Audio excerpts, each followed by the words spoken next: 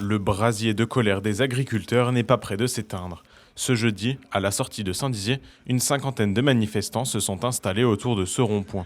Les syndicats poursuivent la mobilisation, et ce, jusqu'à ce que leurs revendications soient réellement prises en compte. Ça fait à peu près 7 jours qu'on est sur des mouvements. On est passé de Bruxelles à Lacat, Bar-le-Duc, maintenant on est sur Saint-Dizier. Ça fait 7 jours qu'on est sur le mouvement.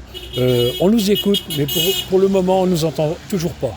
Ce sont des mesurettes, ce sont des choses qui sont déjà incohérentes par rapport à ce qu'on demande.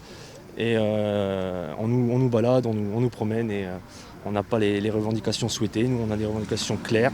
On attend des réponses concrètes et ils ne le font pas. Ce sont désormais Bruxelles et les réglementations européennes qui sont visées, jugées trop écrasantes quand elles s'ajoutent à celles de la France. Le gouvernement français, il semblerait qu'ils aient pris conscience des normes franco-françaises inutiles, mais qui nous font beaucoup de mal.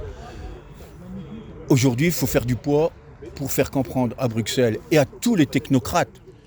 Pour tous les agriculteurs, les journées de mobilisation représentent évidemment des jours où ils ne sont pas sur leur exploitation et donc des jours de perte. Malgré tout, le besoin de se faire entendre est plus fort que la pression financière. On en a marre, on est au bout, donc de toute façon les agriculteurs ils sont plus à ça près. Aujourd'hui ils sont capables de rester une journée, 2 jours, 3 jours, on se relaie pour faire perdurer le mouvement et de toute façon on ne lâchera pas.